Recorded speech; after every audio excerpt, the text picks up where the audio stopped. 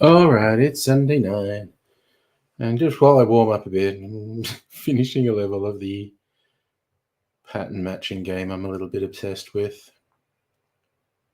Oh, I think I just made a tactical blunder. Probably not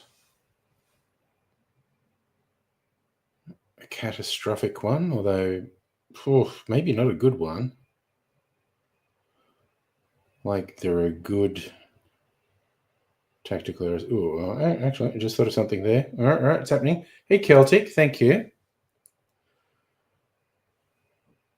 Glad you like the shirt. It's so rare I hear that someone likes a shirt. Actually, people say it all the time. Not just you, in fact. Oh, fuck, I just realized how fucked I was going on this level. Oh, it's worse than I thought it was. Damn it.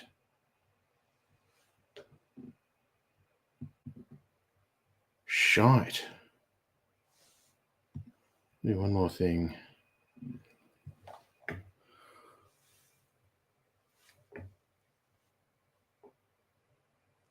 Okie dokie. Artichoke. Oh. Shite. Okay, I'm hoping to limit the tactical errors I make here. Damn. I don't even know what's freaking happening in this game. Okay, yeah, no, I was worried I hadn't remembered something then.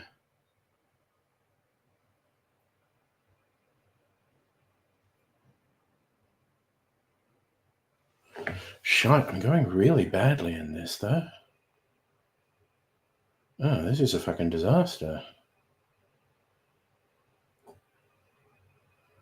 Fuck me, this is a disaster. Damn, I'm very upset with what's happening in my pattern matching game.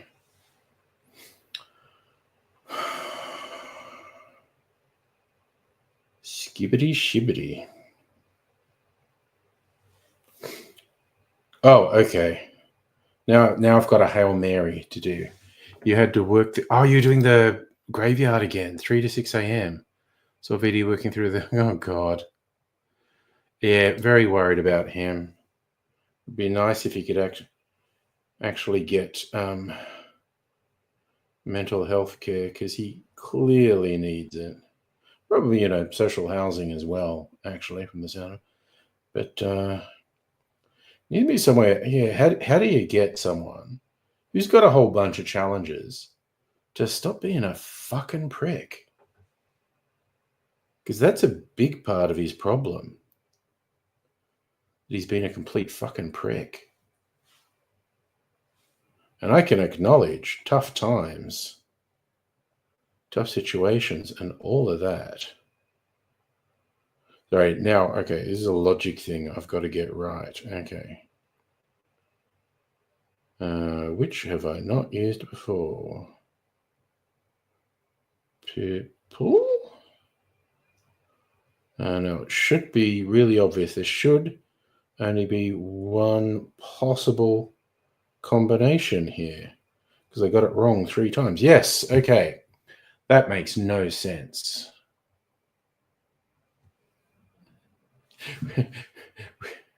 Are we doing Frenzal today? I swear to God, I say I often look up things like what happened on this day, what's in Wikipedia for things that happened on this day. Oh, hold on. Oh, gross. Put that in the bin. There was something stuck between my teeth. And there was a science thing that happened in 1818 with someone breaking up light with a prism and they used a lens called a Frenzal Rhomb. So it was obviously a rhombus-shaped. It was obviously a prism that had a rhombus-shaped cross-section. Well, actually, I'm making an assumption. That might not be where that comes from. But a Fresnel is a type of lens, and they bounce light through it. But I saw that, and I went, I thought Frenzal Rhomb was just nonsense words. But that's where they got their band name from learning that bit of physics history. My God. He sounds weird because his teeth knocked. Oh, Jesus Christ. Yeah, I'd assume he was being a prick when that happened. That's so unfortunate. Blue drink. I'm having some blue drink.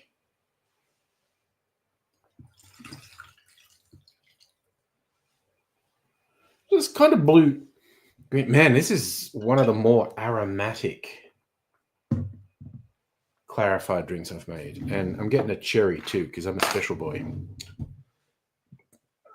And special boys deserve special things. Every good boy deserves cherries. Oh. Just... Yeah, put that in there. All right.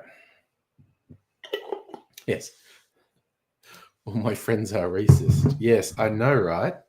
Frenzal Rhomb, those wacky guys who are clearly university educated. Of course he can't. And, we could always do the AIDSy and get some dental students to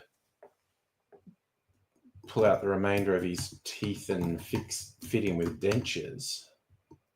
That's how AIDSy finally got his done. Instead of waiting a couple of years for the public system, they said, if you let students do it, they can do it now. And he's like, okay. Pulled his remaining decaying teeth out, cleaned up the gums, and fitted him for dentures.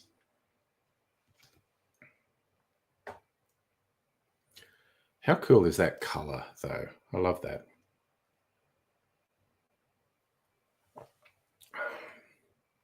Fuck me, that's good. And I'm making another non-alcoholic clarified concoction to take into work tomorrow. Monday's the day everyone goes in my team, so we can have chats.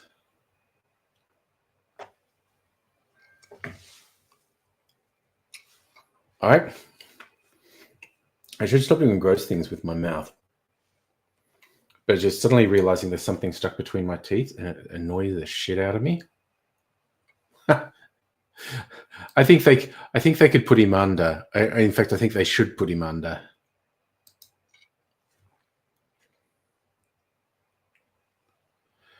Back in the 90s, Frenzal opened for every act. Yeah, they were doing a lot in the 90s.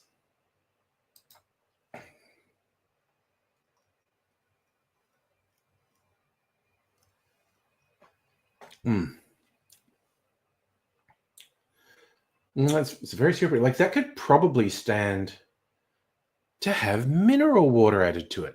I could take this from the abstract to the concrete. I could put some mineral water in it and see if I like it. If I like it more. It's just a little bit syrupy. So let's crack open a mineral water. There we go. We're just got to mix that a bit. So it's not all just mineral water on the top.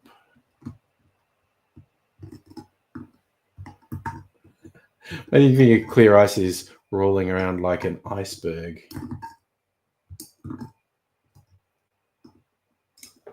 All right, how's that? Dilute it a bit with mineral water. That is probably better, actually. Let's tone down the syrupiness and just a few bubbles. Give it a bit of zing. Best concert I ever saw. I probably, I was going to say I didn't see that many, but I did see a lot of bands perform when I was at uni, now that I think about it. See, yeah, I think best depends what mood you're in on a given day. I think my favorite performer was Billy Bragg. I was really into his music. Like, we did an amazing stage show, The Angels. They played Dubbo twice. That was my band being a Dubbo Bogan in the 70s and 80s. And they actually played Dubbo twice, and they put on a really good show. Midnight Oil in the Horden Pavilion were good.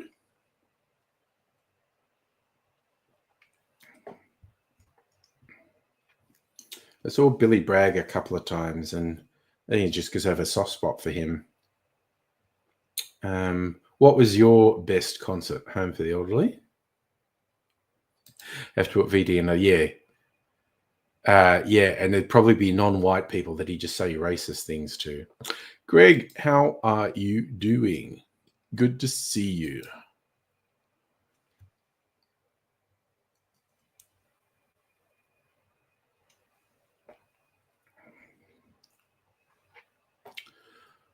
Okay, I'm quite a fan of that blue drink with some bubbly water in it. That's a good thing.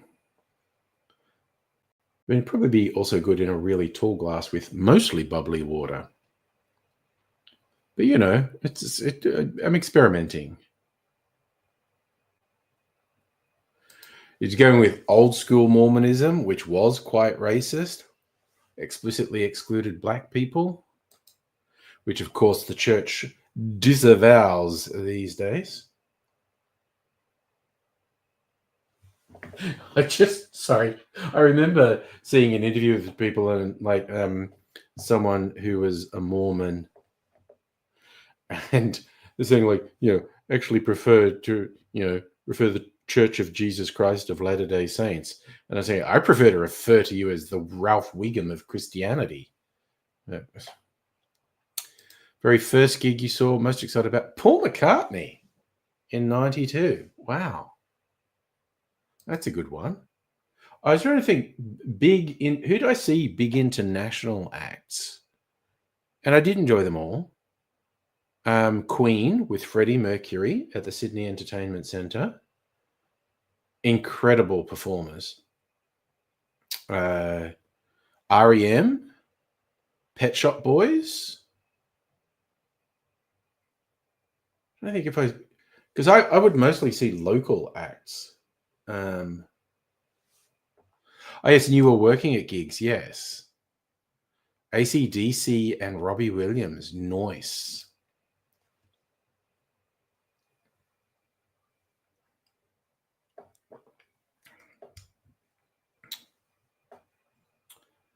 Oh, some 70s vibes here. Steely Dan, Steve Winwood.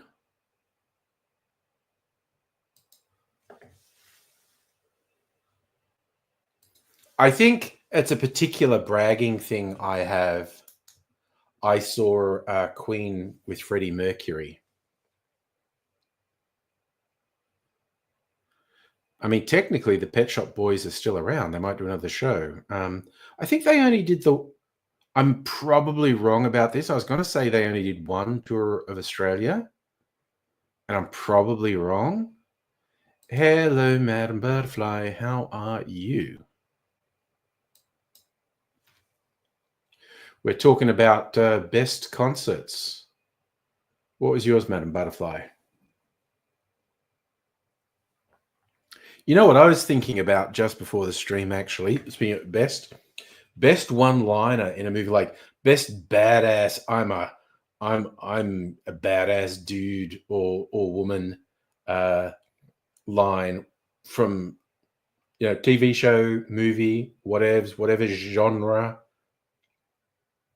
Seeing we've been talking about movies all the time, and we were talking about actual movies, but thinking just one-liners. And I really think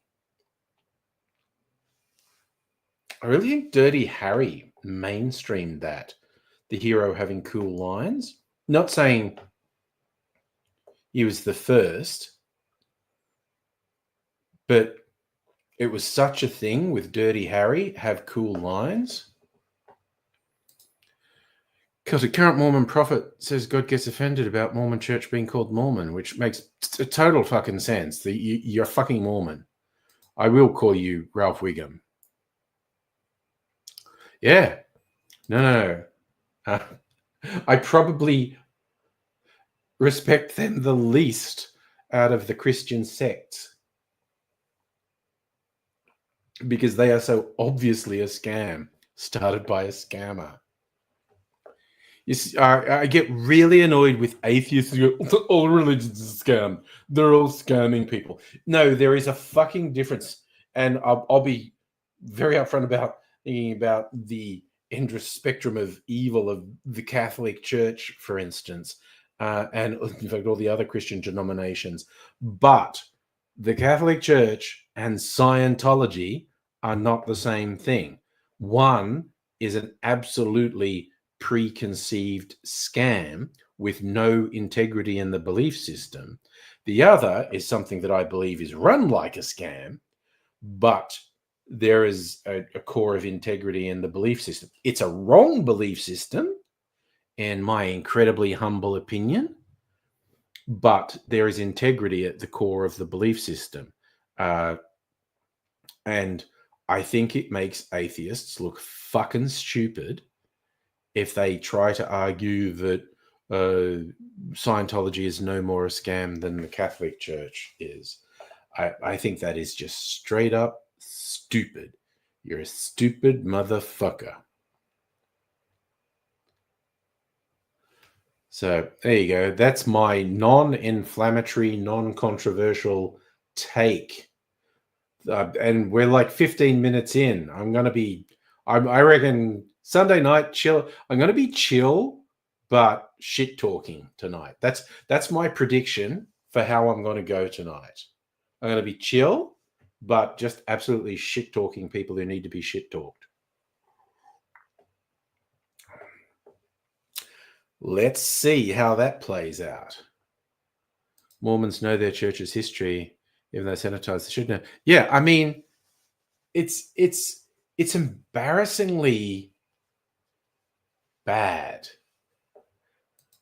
And again, this is where I also think it's important to differentiate Mormonism being embarrassingly bad and stupid. And I mean, it's stupid as fuck. That doesn't explicitly mean all Mormons are stupid or bad or evil. The religion is stupid and bad and evil, definitely, unequivocally. Good people do stupid things. Smart people do stupid things. Smart people smoke. Smart people drink alcohol. Drinking alcohol is fucking stupid. It's a poison. There's 10 different ways it can kill you. I just like the way it feels. Oh, well, if that's the plan for tonight, Raised would be the non-chill version. That dude's overworked, honestly.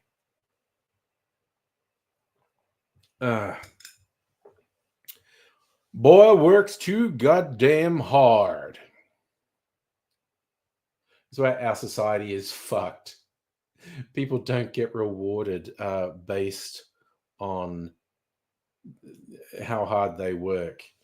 The rewards are skewed towards benefiting the people who were born with the maximum benefit anyway, and rewarding people who advance the interests of capital.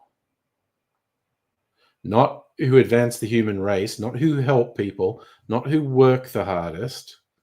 The people who advance the causes of capital are the ones who tend to make out the best.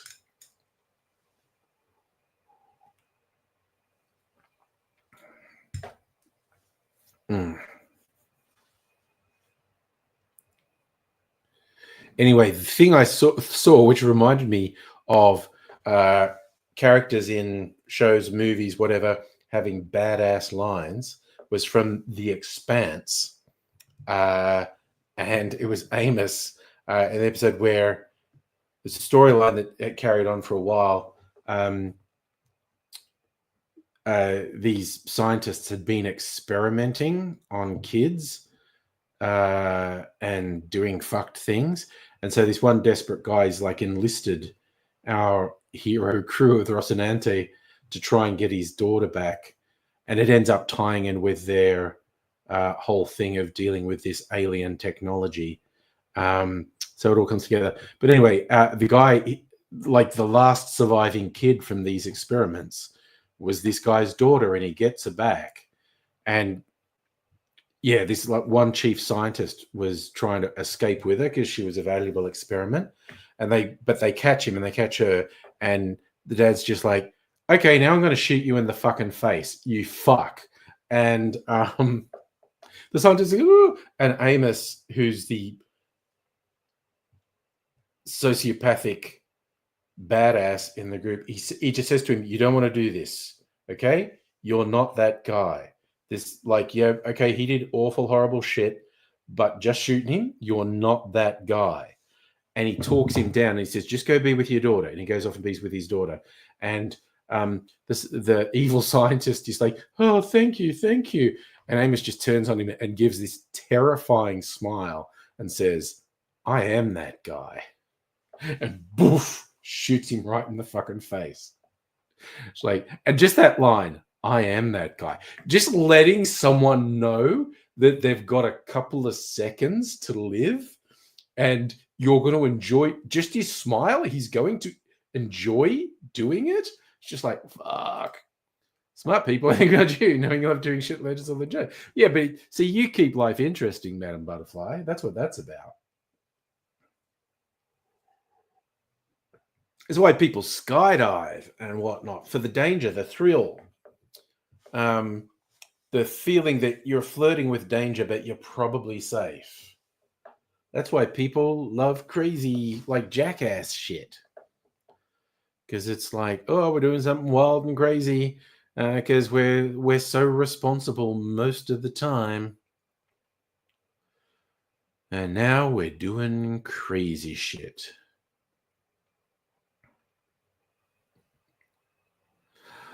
Oh, dear. Yeah, roller coasters. The illusion of danger. Now, we all know there is actual real danger because occasionally people get killed on roller coasters. But 999,999 times out of a million, it's the illusion of danger. The sense that what you're doing is really dangerous. People fucking love that shit to varying degrees. Like even skiing, for that matter. Skiing has an inherent danger in it. People do get killed skiing. Sometimes famous people. Sonny Bono got killed skiing. I think one of the Kennedys got killed skiing. Not a really famous, like a Kennedy cousin, got killed skiing.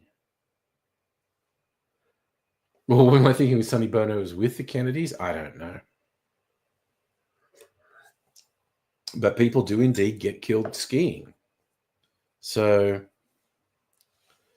it's the whole thing. It's why, I mean, I know why they say it, but it shits me when people who do like base jumping or that stuff with a wingsuit or whatnot.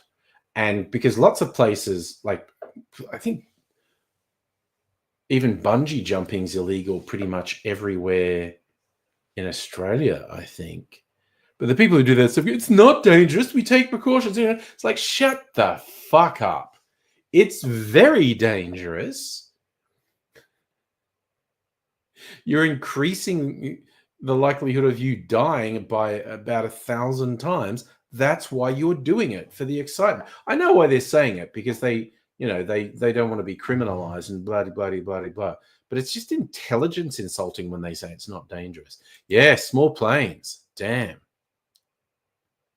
I swear, like the number of rich people who got their pilot's license and then fucking died because they crashed. I mean, it's not a huge number, but it's a number. So like if I win lotto, I'm not getting a pilot's license. I'm not buying a sports car. I'll probably die from alcohol poisoning, but uh, yeah, I'm just, I'm a bit of was it really Van Gogh's birthday today? Sorry, just seeing a thing saying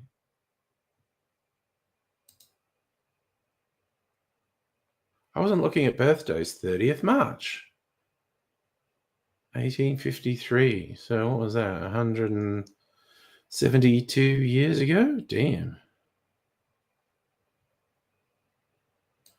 Oh, I didn't get as far as looking at famous birthdays today because I found out about Frenzal Rhomb. And I was like, this is a major revelation to me. Was sorry, that picture from their album Meet the Family that I used for the thumbnail, just looking at the song listing.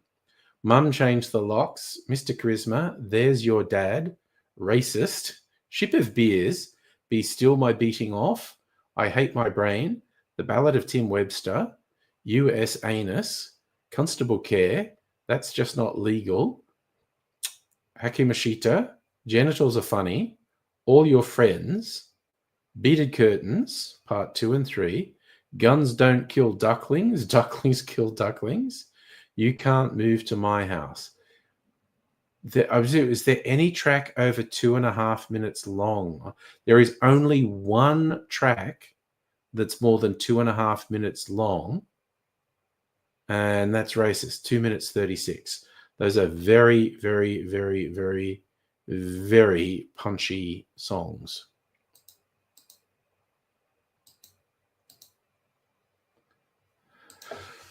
All right.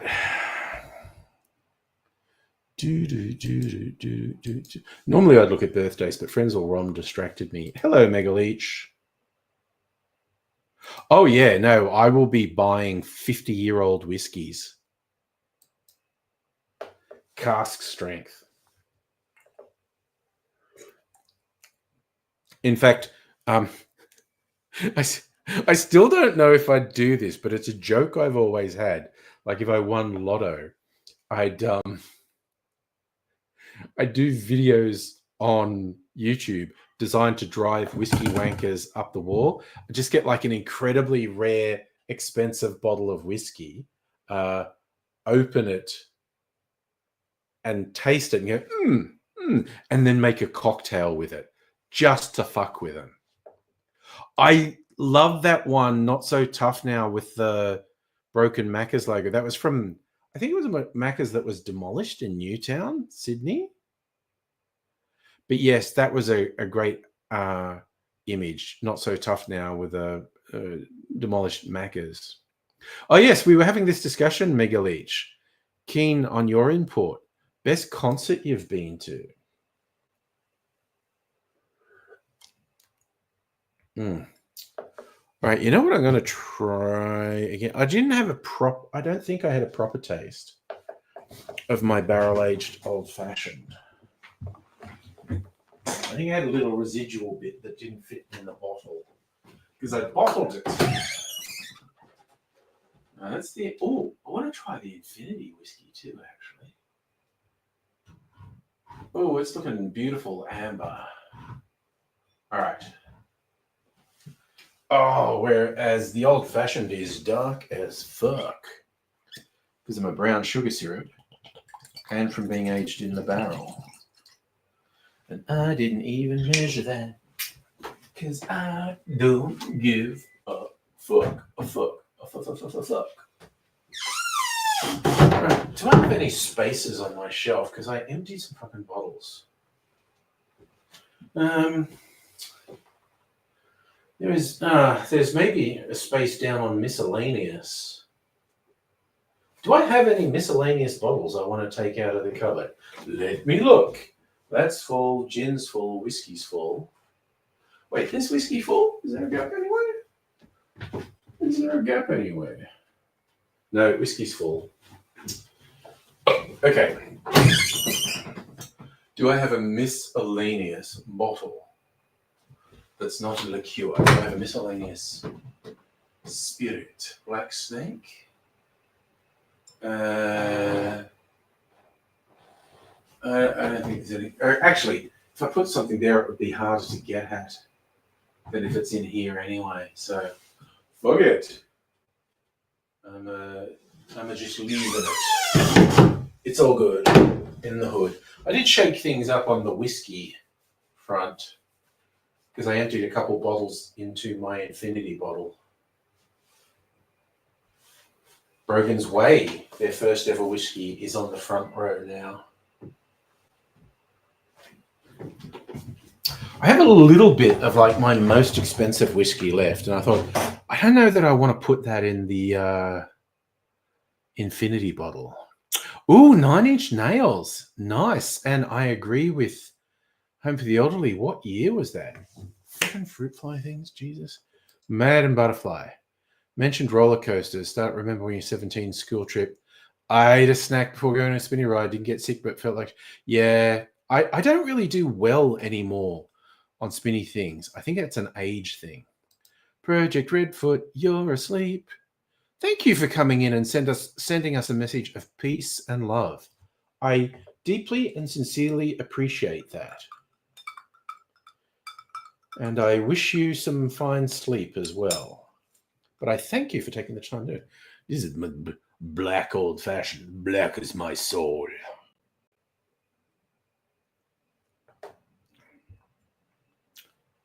Fuck yeah.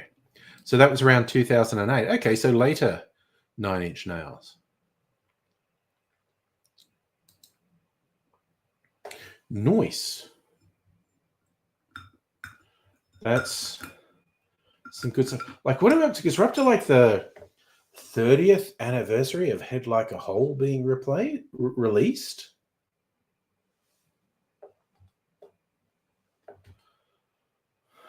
So, yeah.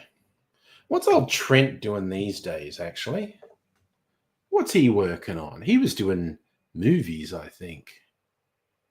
Soundtracks. Let's look it up. Actually, I'm bored. Let's look up. What's Trent Reznor doing? Trent, buddy, what are you up to? Do. Let's look at. He must be the number one Trent. He's not. Who the fuck is Trent Alexander Arnold? Jesus. Okay, there he is, though. He's the second one, Trent Reznor. There's also Trent Dalton, an Australian novelist. Trent Rivers, don't know who that is. Trent Copeland, an Australian cricketer. Trent Cotchin, former Australian rules player. Trent from Punchy. Oh my God. Who remembers Trent from Punchy? Oh my goodness. Trent Reznor's a little bit older than me. I just feel good about that. What's Trent doing these days? What you doing? Trent Reznor movie and TV show list. What are we doing? Fuck off with your pop-ups. All right, he's doing music for... Wait, Tron Arras. Is that a video game? I think that's a video game. That's right. I knew I'd seen him on something recently. The Killer on Netflix with Michael Fassbender. And he did Teenage Mutant Ninja Turtles. Yeah, he's just been doing movies non-stop.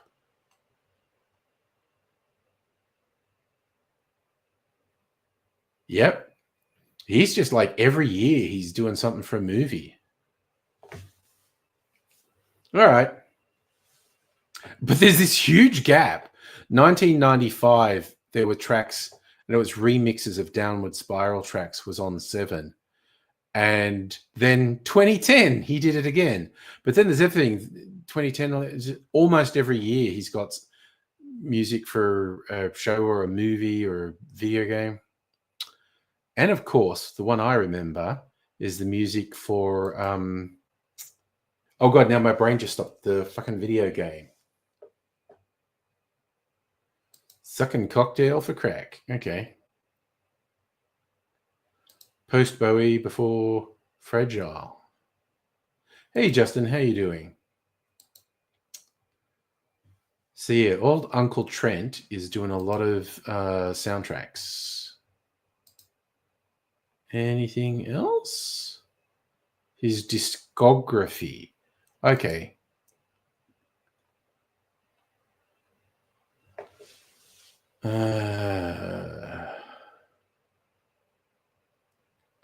She's in the Gorge. Wait, is Tron Ares a game? It's a film. I didn't know there was another Tron film coming out. A sequel to Legacy, which I think is underrated, actually. Yeah, did television, video games, production and writing, remixes, vocal contributions, instrumental contributions. Oh, there you go. He's busy. I just say our boy Trent is busy. That was it. My brain wouldn't fucking remember it. It was Quake. One of the first-person shooters. In fact, I preferred Quake to either Doom or Duke Nukem, actually. Tell me what you think of this. Jewish friend who's married to fundamentalist Christian. Well, that sounds like a new Netflix series, Justin. Love conquers all, or do they have arguments all the time? Because if the one half is a real fundamentalist Christian, they believe not secretly, they believe openly their Jewish spouse is going to hell. That's not on the down low. If they are genuinely fundamentalist Christian, which is why I'd bring in argument that I don't think they can be a real fundamentalist Christian, but if they're a real fundamentalist Christian, they genuinely, wholeheartedly, 100% openly believe their spouse is going to hell. Yeah, Curb Your Enthusiasm. It definitely sounds like a wacky sitcom situation. Yes, and yet again, I would say the Christian half is not a fundamentalist Christian. They might consider themselves, and again, okay, this is one of those things where the definition can be subjective. I'm going to argue the most commonly held understanding of what constitutes being a fundamentalist Christian. This person cannot possibly be that. They could not ever allow their child to be raised Jewish. Realistically, they couldn't marry a Jew. But yeah, if you take that into account, it means they're married to someone that they absolutely believe is going to hell. They could not possibly allow their children to be raised Jewish. But yeah, I give it 5 years. That is, even if they're just a low-key Christian, but a true believer, that relationship's definitely going to fall apart. For fundamental issues. See what I did there? Oh, I love the wordplay. Oh, love the wordplay. Oh, I am so easily amused. By myself. That sounds like... no, we won't even go there. You'll owe me a debt of gratitude. But again, just know I'm going to swing back around to that person is absolutely, definitely not a fundamentalist Christian. They just are not.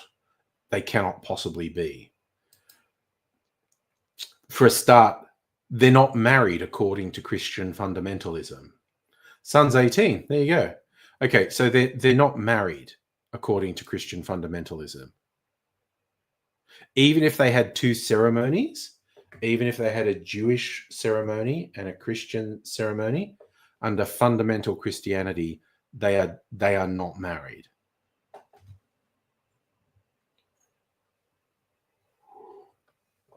And in fact, from a fundamentalist Christian point of view, your Christian friend is definitely going to hell.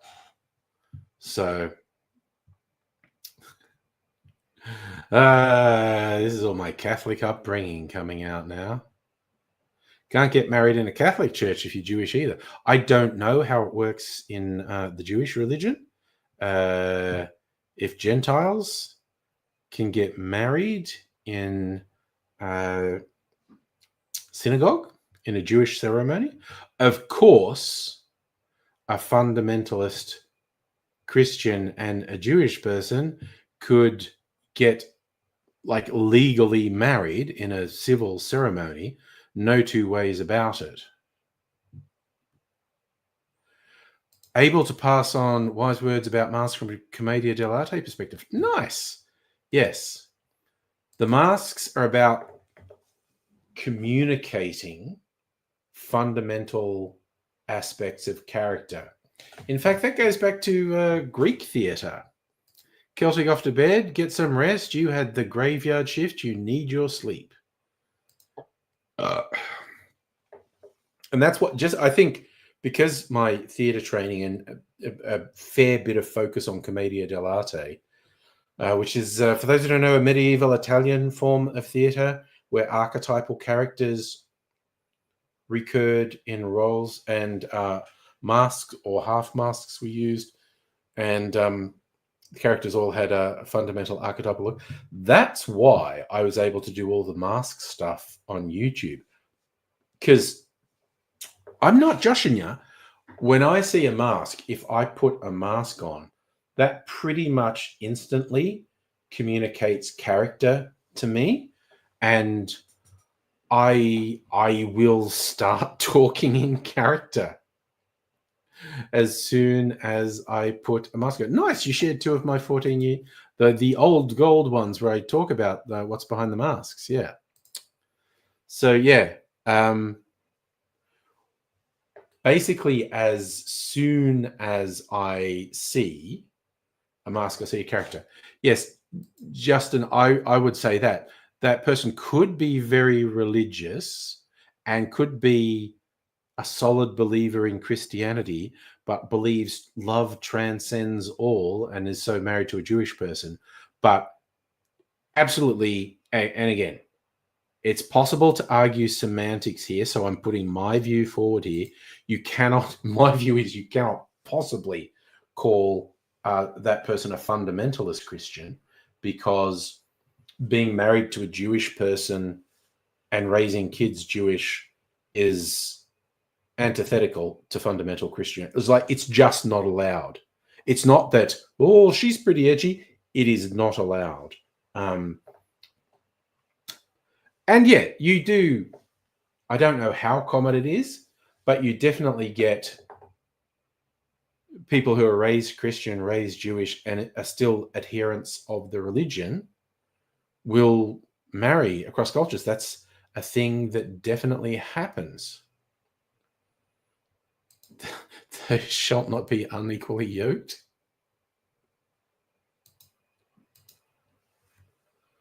But you'll know my opinion of religion in general, so it's all silly as far as I'm concerned. It's all, oh, I'm scared of the thunder and lightning as we shelter in that cave, and I think this horrible storm will never pass. Can someone tell me a reassuring story about the sky god that means we'll be fine? And the shaman says, yes, here's a story that explains why everything's going to be fine and the sky god will look after us. Oh, is that in the Old Testament? Don't marry outside your religion.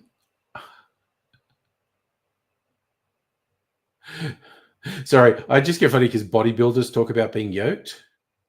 Hear about couples opposite political views means political views don't matter to them.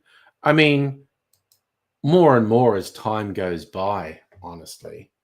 Either that or they're just extremely horny and they just really wanted to fuck that person who has conflicting political views.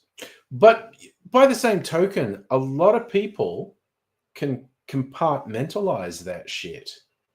Um, you know, the old Orwell doublethink, actually hold two completely conflicting views in the head. I mean, and like old school politics, and I'm going to say pre-80s was, I have a fundamental disagreement with your worldview and what the role of government should be and what the best government policies would be, but I don't hate you because you disagree. And I think the slide has been moving towards hate and rejection more and more ever since. And it seems to be accelerating. I would agree, Justin, that most people's views aren't that strong.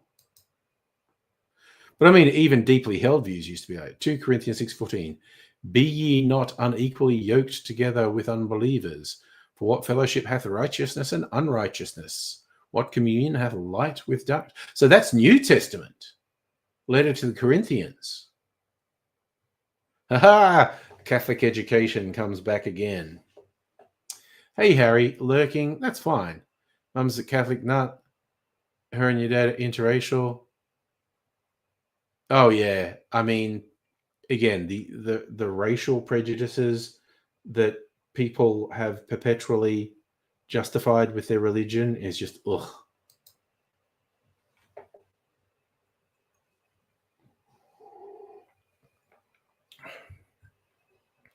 But I mean, that's always another challenge with interracial couples as well, because there are often really fundamental differences, life experiences, worldviews, understanding of how things work.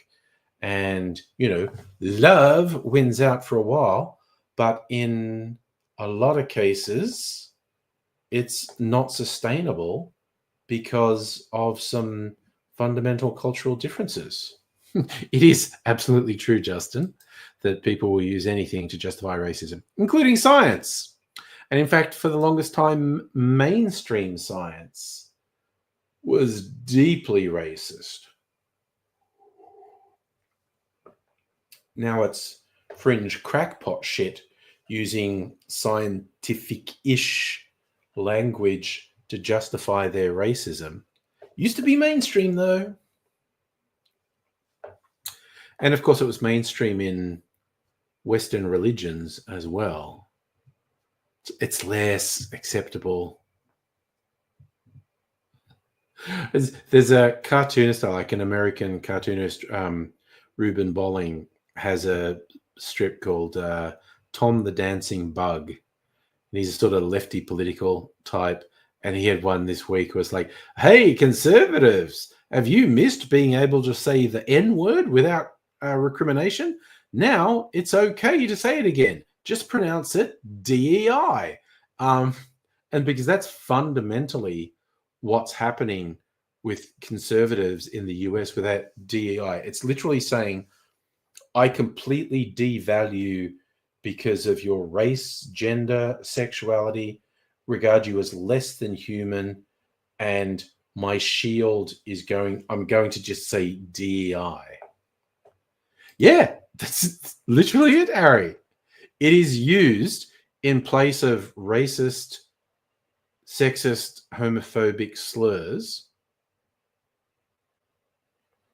It's insane. I'm in the blue ribbon. What used to be the liberal heartland, that Labor had been whittling away at, and they've in recent years been torpedoed by the Teals, the independent Conservatives. And the Liberals do these hilarious scare campaigns where they call the Teals commies. And it's like, I wish. They are not communists. They are not even leftists. They are lifelong Liberal Party people, dyed-in-the-wool conservatives who just wish the Liberal Party would be a bit less fucking insane at the moment. Madam Butterfly, want to get religious? Go to a black church. Lose your religion, you would have been in church too long. Mind you, those Southern Baptist churches, when you see the just impassioned preaching and the singing, that looks like fun. Even if I'm not on board with the actual subject of the preaching, just the vibe. The vibe seems really good.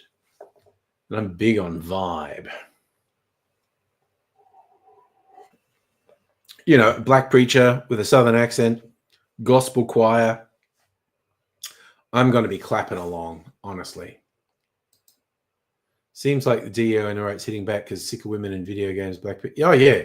Yeah, I know. No. It's just people openly espousing really deeply racist, misogynist, homophobic, bigoted shit. And they're just implicitly saying anyone who isn't a straight white male isn't good enough. Mega churches are funny in a horrible way. Like, I hate them so much. Just with a shameless worship of money is more than a tad horrifying to me. Maybe a bit old school. And money lenders in the temple and all that shit.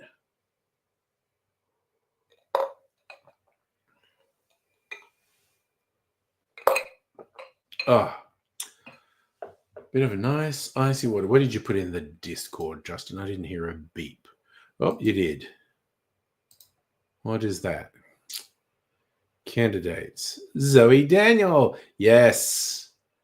And oh god, Tim Wilson posted her. I really, for a number of reasons, I want Tim Wilson to lose again, because that entitled fuck needs to lose. I think Zoe Daniel's the favorite. So Labor's not even running a candidate? Yeah, because it's like Labor were making some inroads in Victoria in some of these Liberal seats, but the Teals totally stole their thunder. So they're like, yeah, whatevs. Who else we got? We got Greens. Yeah, no one's voting Greens. Family First. Fucking assholes. They won't get a lot of votes. I don't see One Nation getting a lot of votes here. I don't see Libertarian getting a lot of votes here. And fucking Clive Palmer's trumpet of patriot. No one's going to vote for them. So to state the bleeding obvious, it's between Zoe Daniel and Tim Wilson. They're going to get 95% of first preference votes between them.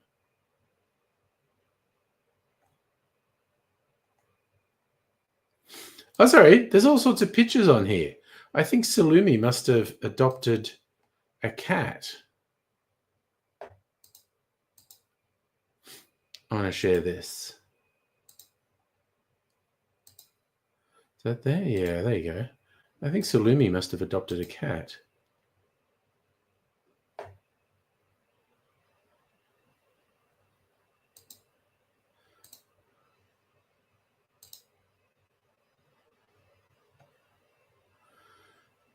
What a cute cat. Eating some eats.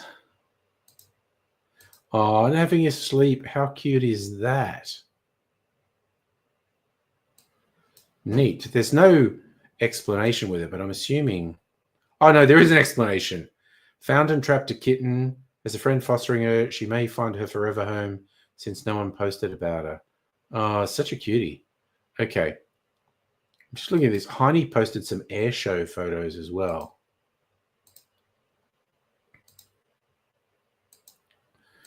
Starting with this. What the fuck is this? Everyone's just standing there. Did they just like set some petrol on fire there? Okay, if Heine shows up, got to ask him what that is. Oh yeah, he's got some pretty good shots of the jets going by.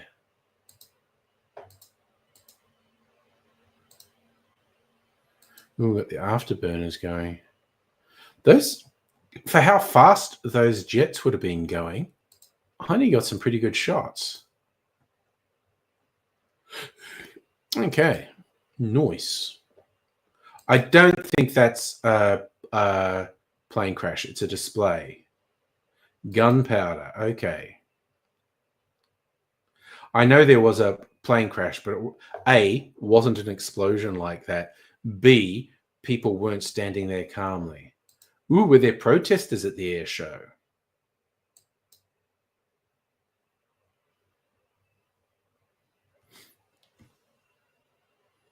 Drama-rama. Oh, you knew there were protesters, but you didn't see them. Okay. Fun. Always think about the Simpsons episode with the air show where Sideshow Bob hijacks the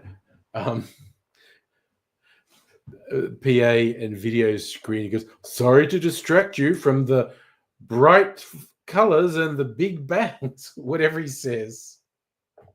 Just like, and because Kelsey Grammer does a condescending voice so well. It's so funny. Now I want to find the quote, actually. So we're on the internet, so I'm going to go Sideshow Bob air show quotes.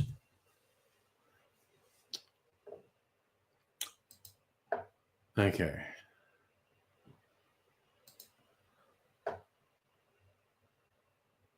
Fuck off. Think so you're using an ad blocker and go, yeah, because your ads are fucked.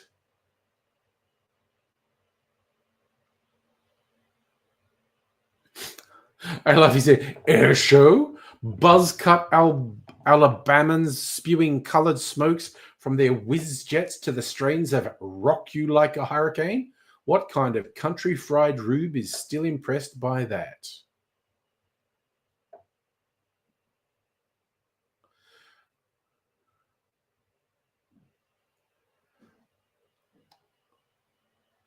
I'm trying to find the one about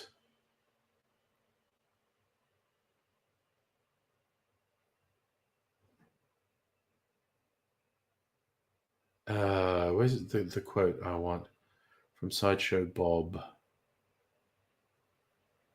Come on.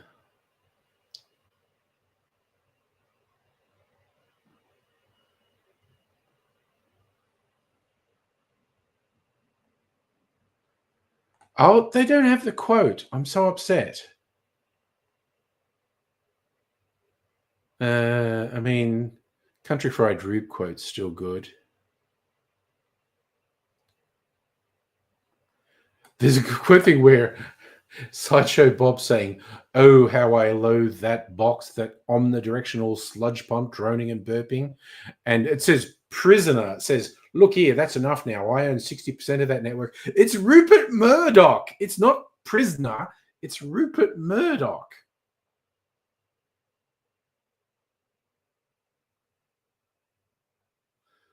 It's like, God damn.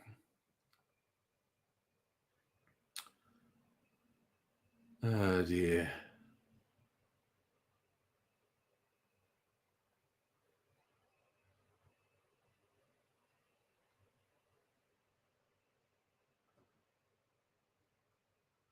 No.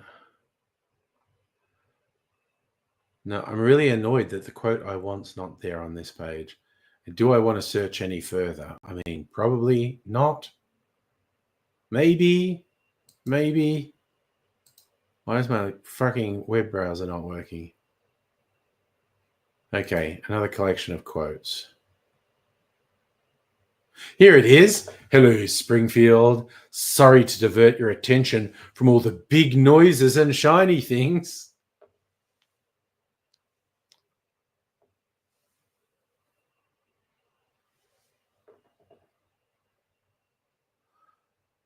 I'm easily amused is what it comes down to. Yes, yeah, I did like that. The cloud or condensation coming off the wings. Very nicely captured, Heine. And here's the front of the jet. It looks like a missile, definitely.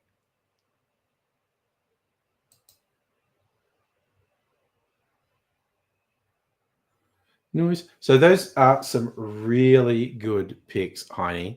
I was just thinking, considering how fast the jet was going, you've captured it really well.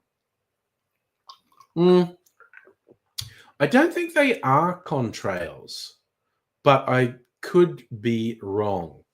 Because, okay, the long condensation, it basically looks like it's swirling just from the wingtips.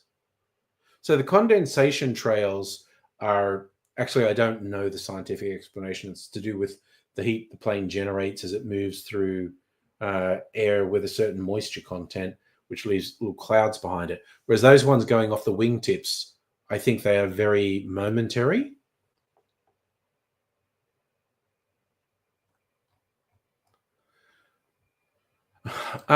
Date night was good. We went to this place that does sort of Mexican, Central American, South American fusion menu. We got their set menu and it was yum as fuck. And they also do good cocktails. Their cocktail menu is good. And the bartender, Yasmin, was very good. I went up and had a little word and said, hey, how do you feel about, someone just asked me. And so I described to her, just, do something interesting. And she did something really interesting. It was pineapple and smoky and a little bit spicy. It was really good. Don't know what, she said it didn't have a name. She just put it. It's a wingtip vortex. Two of them are wingtip vortices. Thank you, Mega Leech. Tonight, okay, so I'd made this in the previous nights when you asked me, Safa. I'd made like a pasta bake. It was a thing where I cooked up mushrooms and onion and vegetarian sausages, and then I had filled pasta and I had a truffle cream sauce over that. And anyway, so that made 3 meals, and I finished that yesterday. But I had leftover filling from it. And so I thought, I'm going to make some burritos with that. And I thought I'd just have it for lunch. And there was more of it than I thought. And I actually made 3 burritos. And I thought, I'm a big boy. I'm going to eat 3 burritos for lunch. I ate 2 of them and I was fucking full.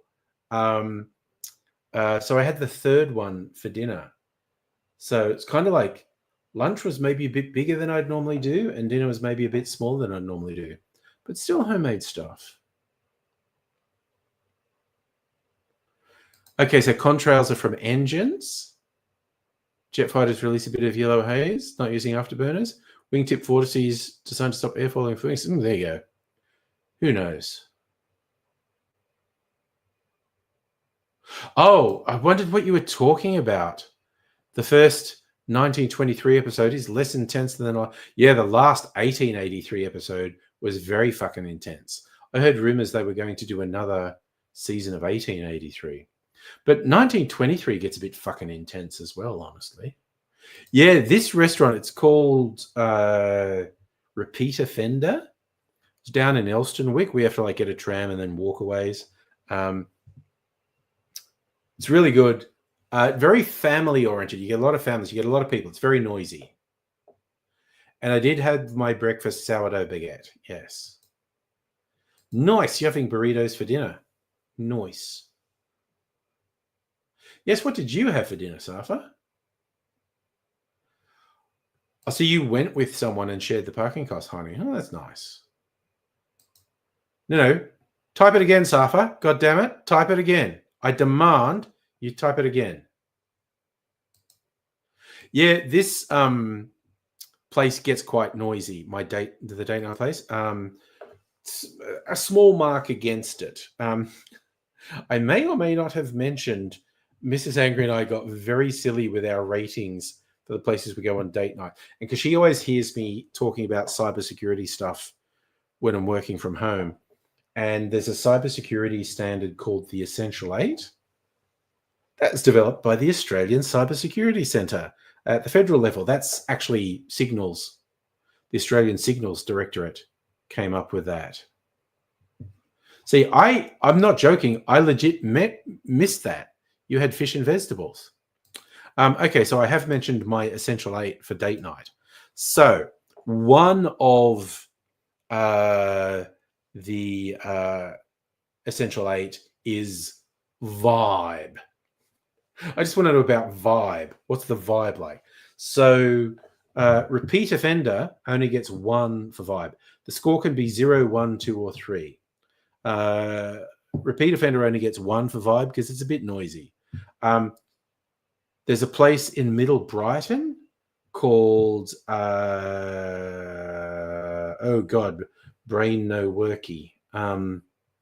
Bobby Pearl. It's called Bobby Pearl. That's Asian fusion. So yeah. Repeat offenders like Mexican fusion. Bobby Pearl's Asian fusion. And they have a few different areas of the restaurant. And last time we went to Bobby Pearl, which was only about a month ago, we were in their upstairs bit for the first time.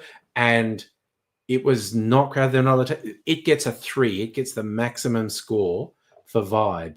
And in fact, most of the places we go for date night only get a 1 for vibe because they can be a bit noisy. But Bobby Pearl gets a 3. So yeah. So you cook 2 fish in the air fryer, 1 fish in the oven to spruce up. Ooh, Safa's being fancy. Safa's just making it very fancy. I like it.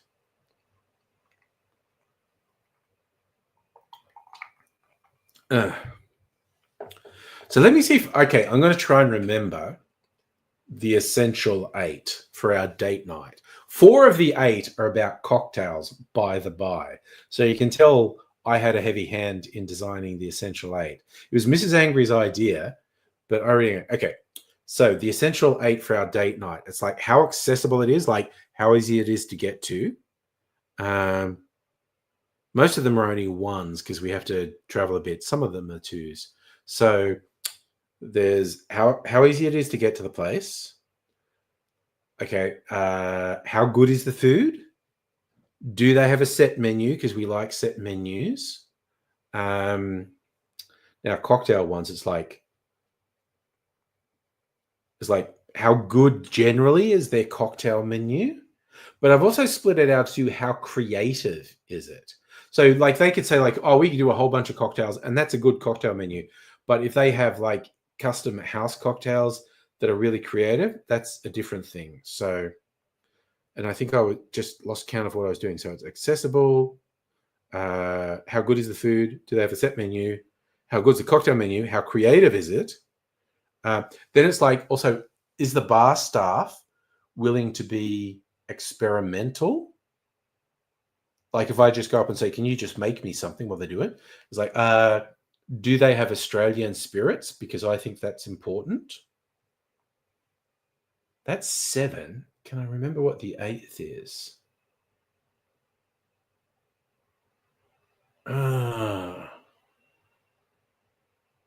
Okay, I'm struggling.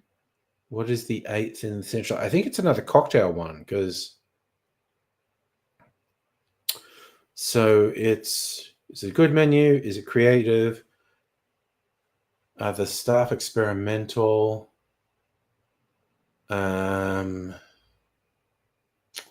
remember it another time. I don't care. It would be a fucking travesty if Labor didn't win the election. The idea of a Dutton government is a fucking nightmare. We're going to be plunged into fucking hell if that happens. Yes, you hate set menus. Set menus. Okay. Now, let me throw this out here and see if you agree with this. I'm completely okay with you disagreeing with me on this. Why we like set menus. You can save menu, but also it gives you a broad selection of the things they make there. Like you get, like, okay, for instance, at Repeat Offender, we got 3 starters, then some calamari, then a steak thing, then dessert. What I like about, there are 2 things I like about set menus. One is it gives you a real spectrum of the type of things they make in that restaurant.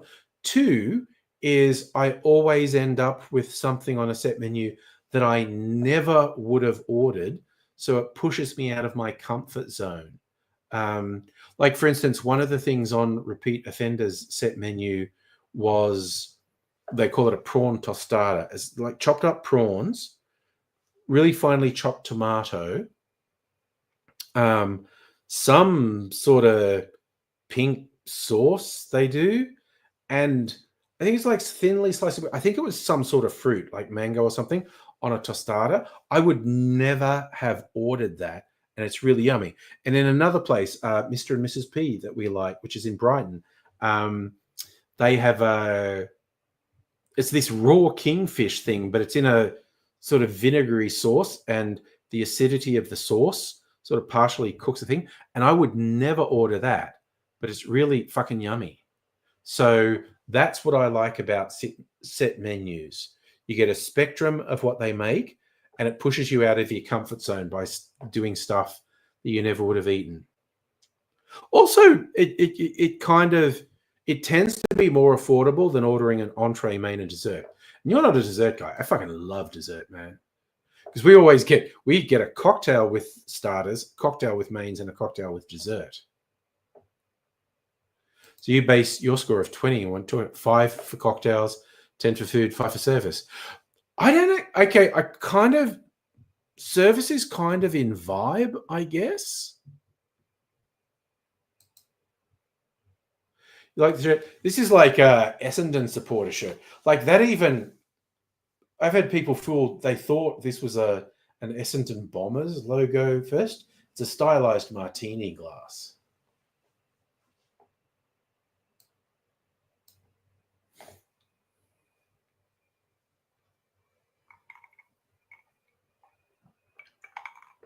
Yeah. So, as I said, with the Essential 8, the scores can be from 0 to 3. So the scores place could get could be anywhere between 0 and 24. And I think our lowest scoring place that we go to regularly has a score of 7. So they're actually, they're just on the edge of it's, is it still worth going there? And the highest scoring ones got 15 or 16. Weather today kind of threatened rain, but didn't really rain. Okay. Last time we went out, had seafood linguine. Moreton Bay bug is fucking awesome. Balmain bug, Moreton Bay bug, fucking yum. Oh yeah, we just decided to just get silly with the ratings. Yeah. Well, that's what we've got a whiteboard out there. It's the leaderboard. And it's bugging me that I haven't remembered the 8th. It got a little bit windy today. I didn't go out much today. It did get a little bit windy. So, okay, trying to work out the 8 things here. Accessibility, quality of food, set menu, quality of cocktail menu, creativity of cocktail menu. Are the bar staff creative, Australian spirits, and there's one other. What the fuck is it? Oh no, I will tell you. And in fact, where we went last night, Repeat Offender got an extra point from our last rating, and that moved them up into 2nd place. But you know what? I'm going to quickly go, because I need to know what the 8th thing is, because it's doing my head in. I'll disappear. I'm going to get it. Okay. This will just take me a minute. We're talking essential, right? I know. Accessibility, food, set menu, creative, cocktail menu, creative menu, enthusiastic bar staff, followed, set menu, Australian spirits. What's it? 1, 2, 3, 4, 5, 6. You just spun past it. What amazing Australian spirits sitting here. Okay, I think my counting's bad. Yeah, 4 of them are related to cocktails. I know. Yeah. The others are 2 for food, and the others are more general. So it's access to food, cocktail menu, creativity, enthusiasm. Oh, jeez. And who's winning at the moment? What again? So they're first to 16. Yeah. Okay. So this is going to be funny when I tell them you were waiting outside here to tell me this. I just heard you talking about this.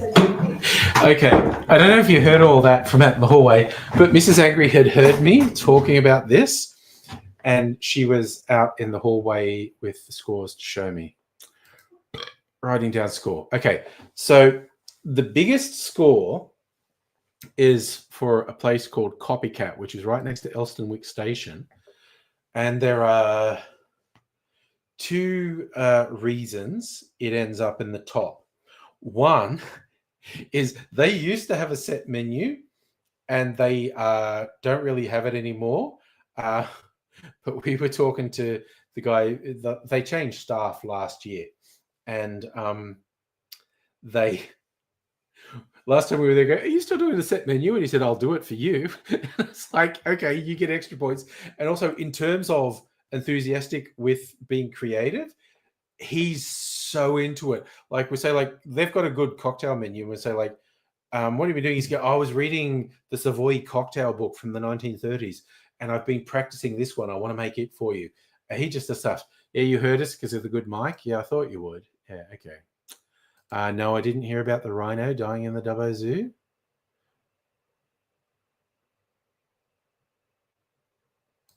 I don't know. I left Dubbo in the 80s. When did the rhino? I don't fucking know. Jesus, that's a weird thing to ask.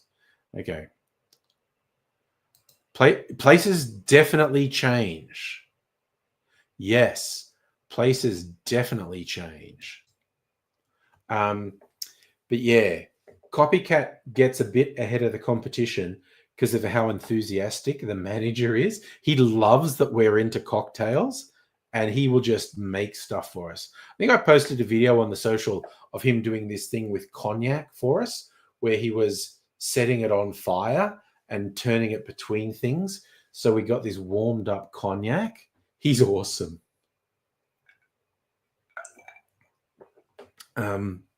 So that's why Copycat is first. So yes, that's my big recommendation. Copycat, right next to Elstonwick Station. It's funny, there's 2 places just next to that area that are kind of worth going to. There's a bar called Antique Bar. Their cocktail menu used to be better, and they don't really do food. They do some snacky stuff. So they're not on our date night rotation anymore because their cocktail menu is not as good as it used to be. Then there's a place called Bang Bang, which again is Asian fusion, but leans really heavily on the chili. And neither Mrs. Angry nor myself are into chili. So we don't really like their food menu. We've sometimes gone there for a late night drink. They do nice drinks. So I'd go to Antique Bar for a drink, and I'd go to Bang Bang for a drink, but they're not date night places. Ooh, what are we saying is beautiful? But Dutton just keeps having brain farts. And I think Labor are suitably hammering on he's talking shit. So what the fuck is an... Oh, I thought that said chef. Yeah, I actually like Cheds, I have to admit. Posted some pics, Copycat in Discord. Oh, is that from their web?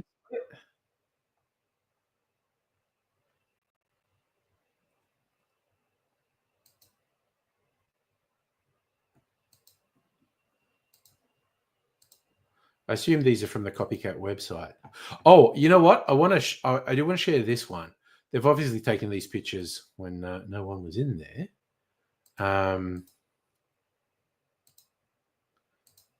This one of the thing. Where are we? Should do that so you can see the most of it. One thing they've done that I really like. See these posters on the wall? They've done these facsimiles of early 20th century artistic booze posters, but they've had copycat put on them. Like, I think this blue one is, I think the original one's like Cinzano Vermouth, but they have a few around the restaurant, these like early 20th century Art Deco type prints that instead of having the name of the booze, it says copycat, which I quite like. Here's a picture with people. There you go. But copycat's great. Like I said, it's our top-rated place. It can be a little noisy, so it doesn't rate particularly highly for vibe.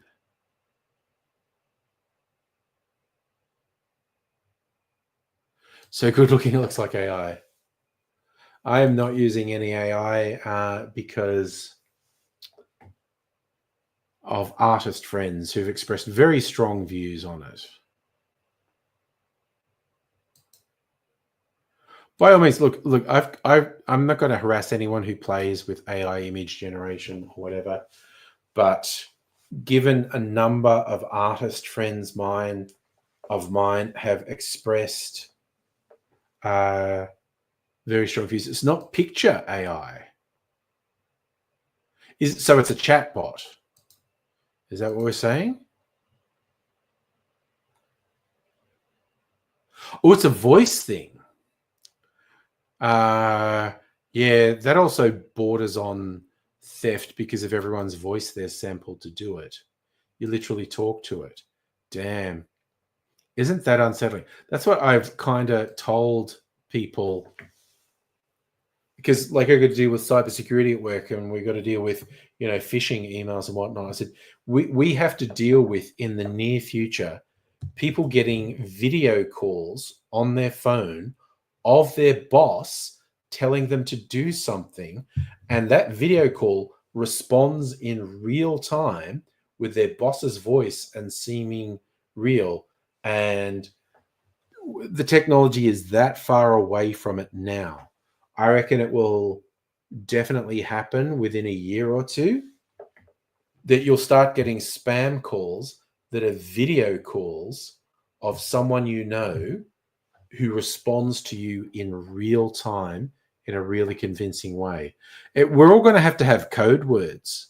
You're like passwords on things. You got to have code words with your family and friends. Like, if you ever got a call from me and you're not sure if it's me,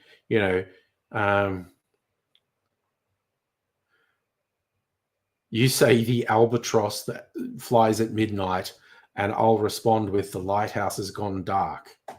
But yeah. See, did Home for the Elderly have drinks on Friday night? Yeah. 4 gin and tonics, that'll do you. I was feeling it a little bit on Saturday. Again, doesn't qualify as a hangover, but all of Saturday I was just a bit oof, and I had a 1 hour nap in the afternoon. Roger Rogers, your code word. I think you need a better one than that. That's like having password 1 as your password. You're a battle droid.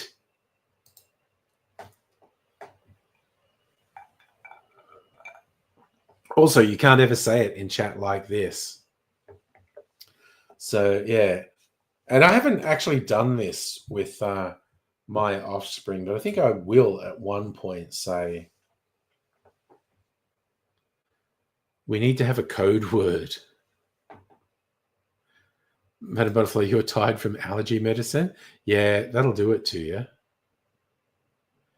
You were hungover. Skin was very red. You know how I get after a Friday night when I've had because I had a few drinkies on Friday night. my brain keeps telling you, I think if you ate some junk food, you'd feel better. I don't know about anyone else, but I spent most of Saturday thinking, oh, I just think if I ate some junk food, I'd feel better. And I don't have any chocolate in the house. I was going, oh, I feel like if I ate some chocolate, I'd feel better. So I was way more sober than you. Okay, good to know. I felt it a little bit on Saturday. Definitely. I was just a little bit off the whole day. And even though I had 3 cocktails last night, I was fine today. Got some good sleep. Yeah, it was just the spinny circle on me. But that's, c'est la vie, I say.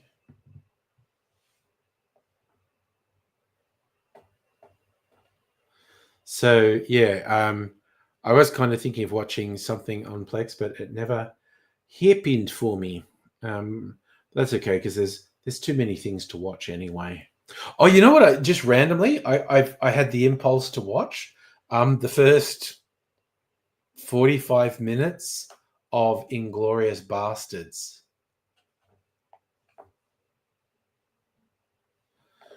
So you're up early on the weekend, adding shows as a surfer in bottom shelf party hat. Okay, you have to message me at some point and explain that about me. Yeah, but today, among other things I watched, I wanted to watch the start of Inglorious Bastards because that first scene with Christoph Waltz as Colonel Lander and the French guy, it's the first 20 minutes of the movie is just these two guys having a really low-key conversation. And I've always just thought the confidence of Quentin Tarantino to have the opening 20 minutes of this movie just being these two guys having a conversation.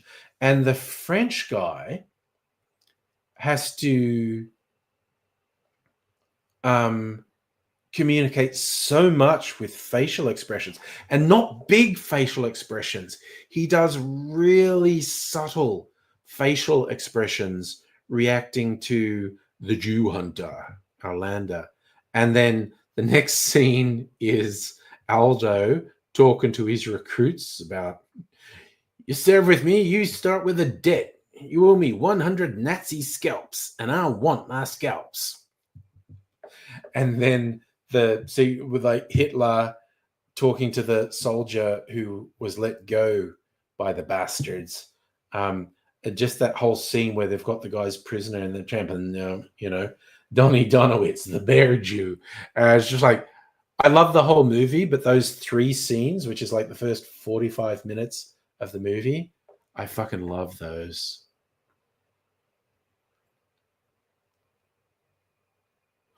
Party hat movies, Bikini Car Wash, Chatterbox the Talking Vagina, wah, wah, wah. The movie movies, Date Movie, Epic Movie, damn. As well as the Dirty Harry movies, Clint Eastwood movies. Yeah. I have a soft spot for the Clint Eastwood movies, Dirty Harry in particular.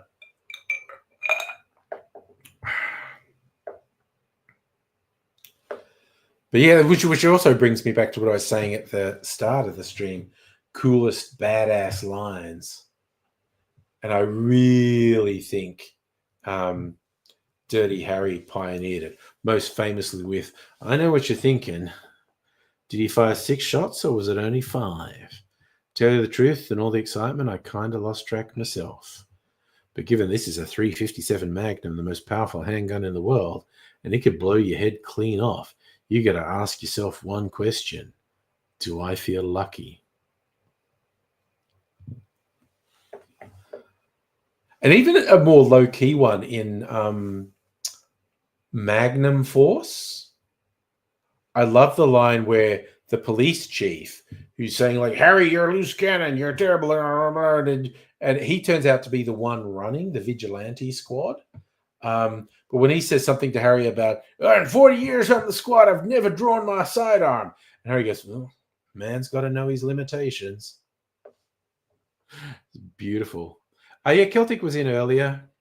Gave us a VD update, which was depressing. If you do this, you'll never be able to look your little girl in the eye. So I'm going to take her.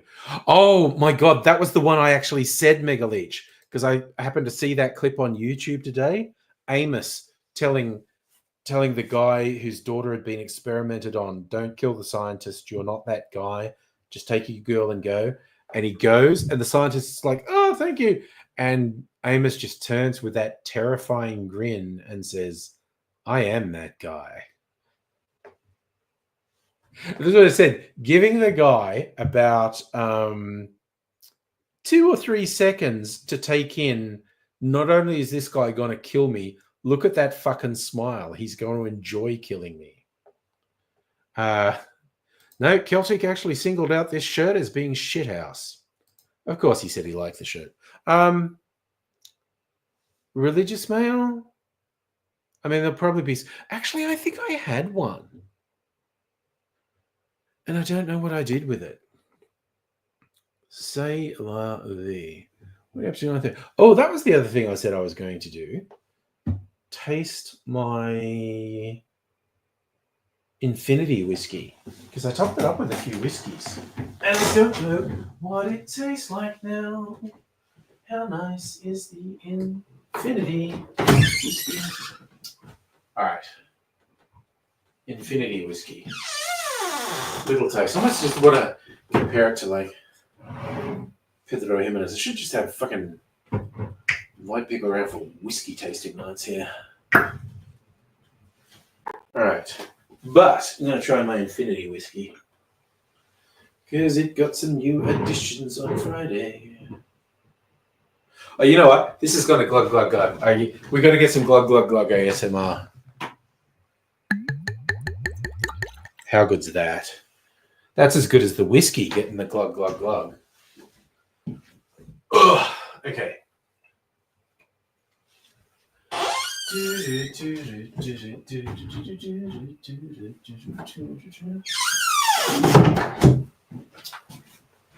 All right. What's my Infinity whiskey like? Benjamin's nobody's friend. If Benjamin were an ice cream flavor, he'd be praline. I know that. What's that? Pralines and Dick. What movie's that? That's a good one. Put the bunny back in the box is a good line. That's Con Air.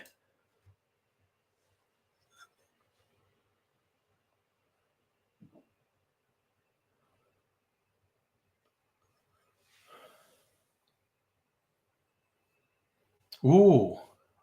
Oh, this is got like dark raisins. That's Wayne's World. Okay. Okay, even though it's only half an hour, I feel like I have to have a pee break. This is so dark. Like dark raisins, brown sugar, leather. Mm.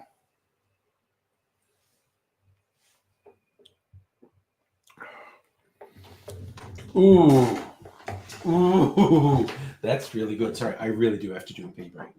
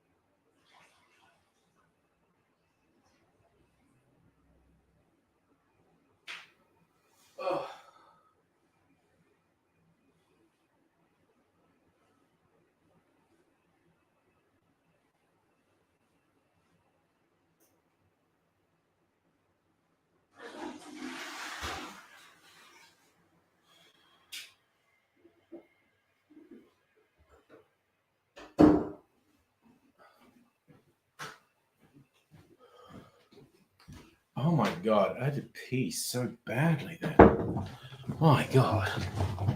Whew.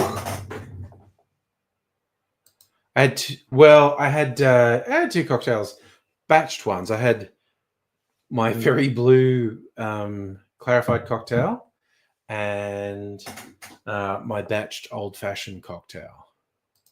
Childhood was typical. Summers in Rangoon, luge lessons. In the spring, we'd make meat helmets. When I was insolent, I was placed in a burlap bag and beaten with reeds. Pretty standard, really. I know that's Dr. Evil. This is your wife. Lovely lady, baby. You're all right. Must have been something before electricity. Ah, dear. Kind of in line with the Dirty Harry one. I'm thinking the original Mad Max, when he handcuffs one of the bikers to a car that he's set up to explode because the petrol's leaking. And he just says to the guy something along the lines of, those handcuffs are made from high tensile steel and it would take you 15 minutes to cut through it. Like he gives him a hacksaw and says, if you're lucky, you could cut through your ankle in 5. You remember that's Caddyshack. Was that Rodney Dangerfield? That sounds like a Rodney Dangerfield line from Caddyshack. That's okay. You don't need to be sorry about remembering comedies. I'm also thinking of other Dirty Harry lines when he's got some of these guys who are robbing the coffee shop, and he just goes, "We're not just going to let you walk out of here." One of the robbers goes, "Who's we, sucker?" And they're just like, he's got his huge gun. He goes, "Smith and Wesson and me." Again, which is stupid as hell because the bad guys just had so much opportunity to shoot him when he was doing that. But it was cool nevertheless.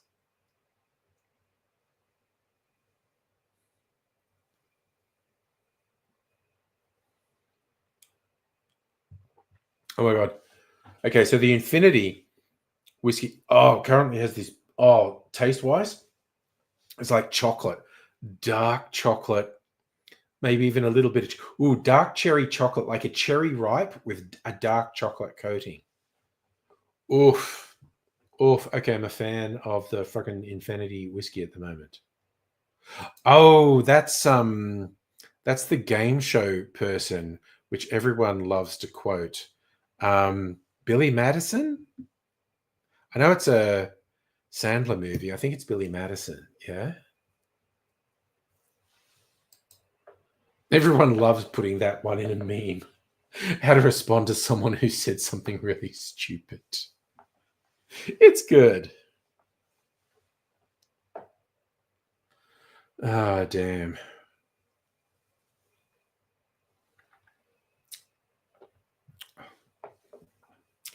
What are the best Mad Max lines besides that handcuff one? In Mad Max 2, The Road Warrior, when everyone in the little refinery is arguing about what to do next and how they're going to escape from Humongous and all that. And Max just does the whistle to get their attention. He goes, 3 days ago, I saw a tanker that could haul this rig. You want to get out of here? You speak to me.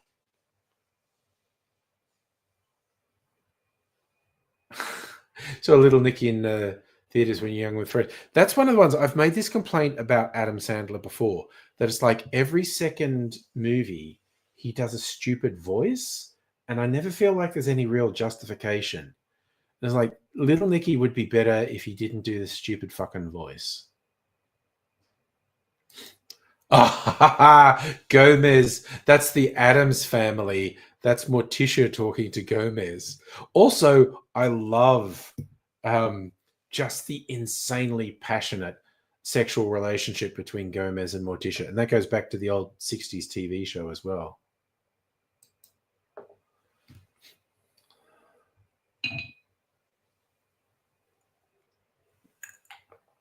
All right. So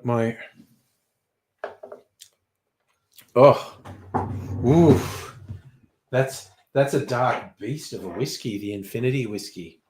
Sometimes I worry, like when you blend whiskeys, it just becomes sort of amorphous blob. But that at the moment is this sort of dark beast of whiskey. Do I do accents when I've had a few drinks? I think you're probably right, Safa.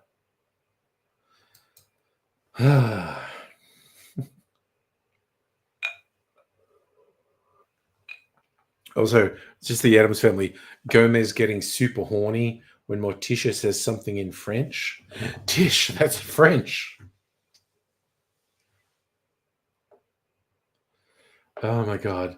And the original cartoons of the Addams Family, which are like well predate that TV series, like they might have been as early as the 1930s. They're fucking unhinged. They're very funny. But I like the old TV series. I liked the movies with Raul Julia and Angelica Houston. And I think one of the best summaries I remember from like those first two movies, when the second one came out, Addams Family Values, one review said they got the cast right with the first movie and they got the story right with the second movie. And I would agree to that. I love the cast, but the first Addams Family movie, it's fine. It's fine. But the second one is actually much better. So I was about to say it's my hot take. Is actually someone else's hot take. Ugh. I was also staring at me here. I've got this bottle of Mrs. Angry's mead. I filtered it again the other day because it had this weird sediment in it that was in the bottom, and it kind of looks solid, almost like cotton wool, but it was so fine. And I didn't think filtering it would get rid of it, but it seems to have mostly got rid of it. Now it's just this beautiful golden color. Metheglin being honey used in a strong wine.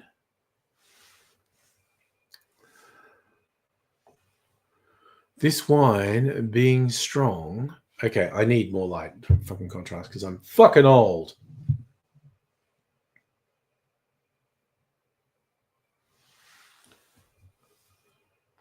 This wine being strong, but in no way dangerous, must be used gently or there will be some regret. Under the dominion of the sun, this has the magical powers of an aphrodisiac. So I might get some if I have this. You know, healing virtues: reviveth the heart in faintings and swooning, remedy against the biting of mad dogs. Organic ingredients: honey, sorrel, balm, mint, mace, rosemary, sugar, yeast, and lemon.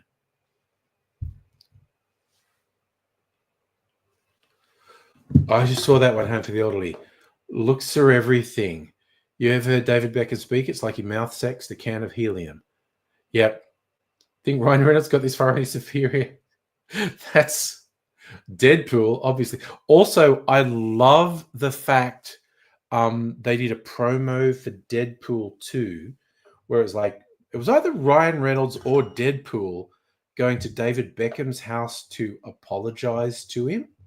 And like David Beckham has no idea what he's talking about. Like, you're not important enough for me to have heard you say that shit. And yes, Mrs. Angry wrote the labels for all her wines, which I think are wonderful. And I want to let's find some mead cocktails. Mead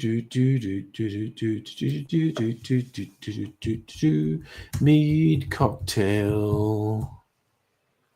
The Meadist. Okay, someone who makes mead. Website called meadist.com. Top mead cocktails. Hydromel Kier. Apple Mead Hatton.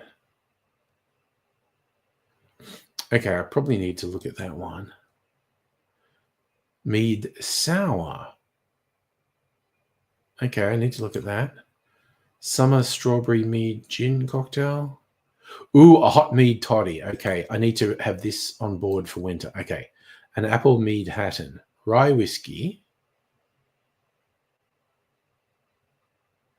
Why is that called an apple mead Hatton? 2 ounces rye. It's not a fucking cocktail, you fucking dork. Mead sour. Gin, mead, lemon, simple syrup. Okay. Mead hot toddy. Whiskey, mead. Yeah, that's cool. I would use mead in a hot toddy in winter. I'll probably do it this winter. Okay. Ginger spiced apple. What the fuck is this? Whiskey. Apple pie meat. Oh. Okay, I do not have... You know what? I do not have a lot of faith in this fucking person.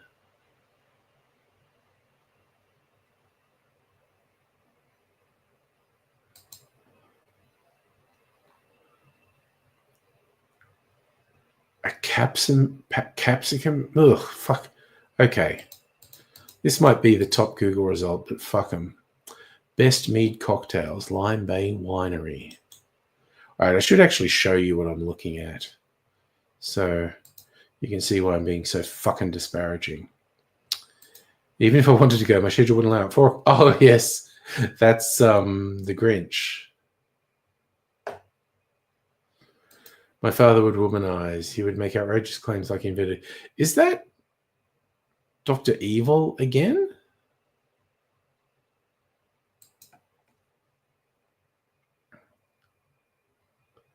All right, but let's share screen.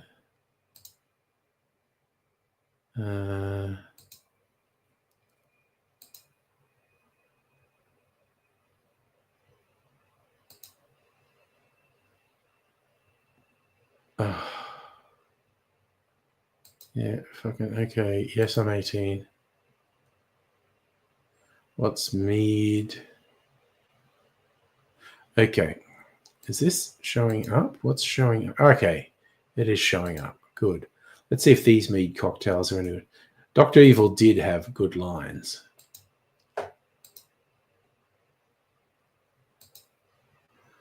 So, mead colada, mead, rum, bitters, coconut water, sparkling. Okay, that actually sounds fucking gross. Blackberry mead fashioned. Black cherry mead, whiskey, blackberries. No, I just got a honey mead, traditional mead and gin.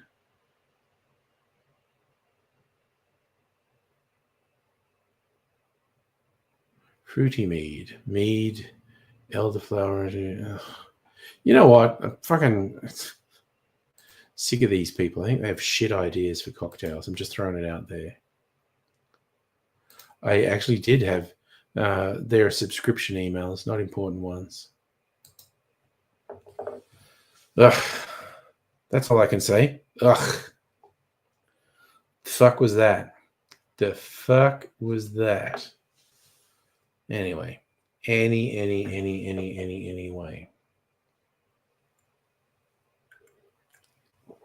Ugh. It's all thing coming up on 10 o'clock. Also, you know what? I just want to revisit the Essential 8. And how was I missing one? And was I just counting wrong? Okay. So our Essential 8 for date night is how easy it is to get there, vibe, how good their cocktail menu is, how creative their cocktails are, how enthusiastic the staff is. Do they have a set menu? How good's the food? Do they have Australian spirits? That's 8. That's the Essential 8. I think having essential Australian spirits is important. They need to support. This is my personal email address. I think that was my YouTube email address, actually. All right, so those are the Essential 8 for our date night. And that's just down to us. So that only makes sense if you're obsessive about cocktails like I am and your night out, the food and the cocktails are equally important. Even though more of the standards are about cocktails than about food. But no, how different can it be? How many different ratings can you have for food? We have two. How good is the food? And do they have a set menu? Because we like set menus. And I don't shy away from what Home for the Elderly said. That's an old people thing. Yes, we're old people. We like it. Sophie, you can send me emails anytime you want. I mean, it's probably easier to send me Discord or Facebook messages. Okay, you know what? I've got a weird email address for YouTube, and this is because of Google Plus and whatnot. Like, obviously, Angry Aussie is my YouTube channel, so I do own angryaussie@gmail.com. And this was the whole Google Plus thing. Things got fucked up. And so the email address that is now tagged to my YouTube channel is itsangryAussie@gmail.com. It's fucking weird. Yeah, I know. Thing you haven't heard for a while. Google Plus. But they fucked me up. And now my default email for my YouTube channel is not angryaussie@gmail. The default email is itsangryAussie@gmail. I don't have a fax number. No. God, I don't know where I first saw this meme, but I love it when someone's saying like, oh, I need to send you a fax. I need to confirm this by fax. And the person says, I can't receive a fax where I am. And they say, where are you? 2025. When the fuck are you?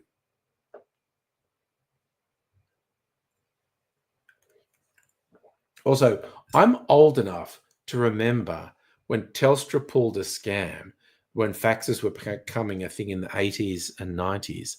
Telstra pulled a scam and said, oh, you have to get a special phone line, high fidelity phone line for faxes. It was a complete fucking lie. They're just making it up.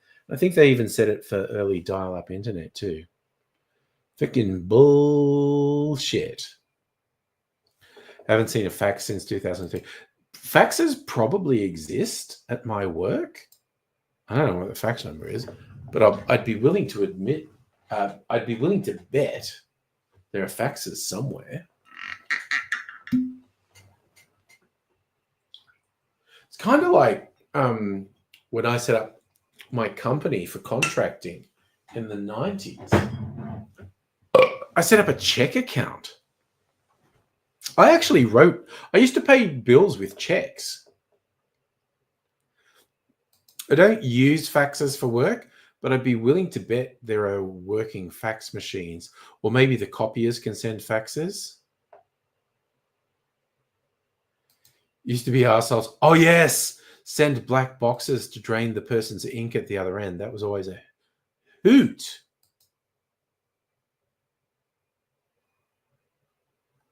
You learned about heat paper. Oh God, I don't like where this is going. Because there were the two types of printers, the ones that were actually thermal printing and then the ones that were ink printing.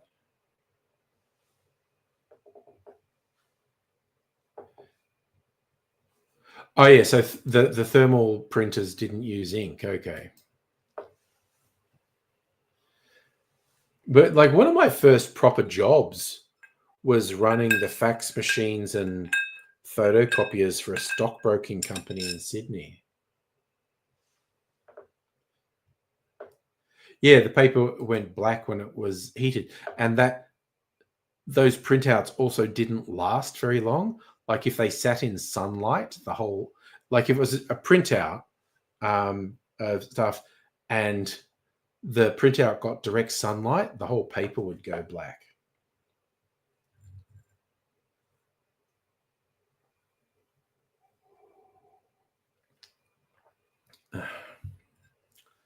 My weird job history. My first grown-up job in Sydney, running fax machines and photocopiers for a stockbroker. Your modem had it. Technically, every modem could work as a fax if you had the right software.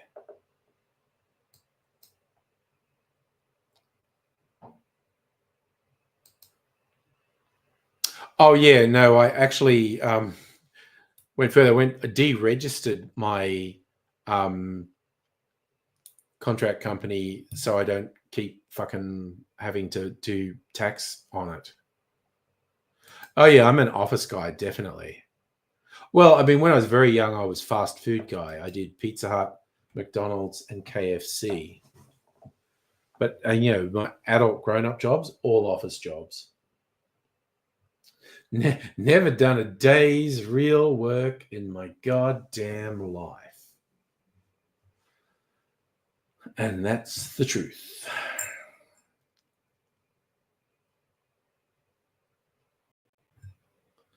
All right, it's almost bedtime, 5 to 10. So I'm going to eat my cherry.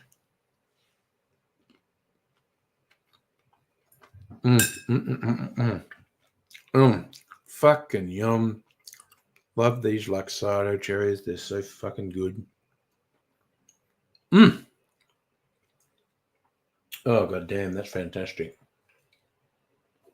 All right, I'll leave that orange peel for Mrs. Angry. Have all my office. They had, I mean, if you have to have artificial air circulation in offices because you never have windows you can open. It was. This was a good, relaxing Sunday stream. Just fucking chilling out. Well, that's just what I wanted to do tonight. Hot stream. Did I have a 2G office phone? I have no idea what you mean by 2G office phone. I had landlines in the 90s. Don't want a burning stream? Oh, no. Oh, definitely not. Well, I can always track back my first mobile phone because my ex reasonably insisted I get a mobile phone when she was pregnant with my firstborn. So I will always know I got my first mobile phone in 1997, and that was an analog phone. It was a Motorola. It wasn't an absolute brick, but it was pretty big. And it had this weird little plastic aerial that he pulled out. I don't know what it did. So what am I watching? Well, we probably got the weekly episodes tomorrow. So we can probably watch an episode of 1923, an episode of White Lotus, and an episode of Wheel of Time. And if we have extra time, we've started rewatching season 1 of The Last of Us because it's only about 2 weeks until season 2 of The Last of Us appears. Your first phone was a Nokia. I think I had a Nokia 5110. I had quite a few Nokias. Megalich, you're recommending Daredevil, Born Again. I've watched very few of the Marvel TV series. I've watched some of them, but I certainly haven't watched the ones that led up to Daredevil, Born Again. But there you go. That's an interesting recommendation.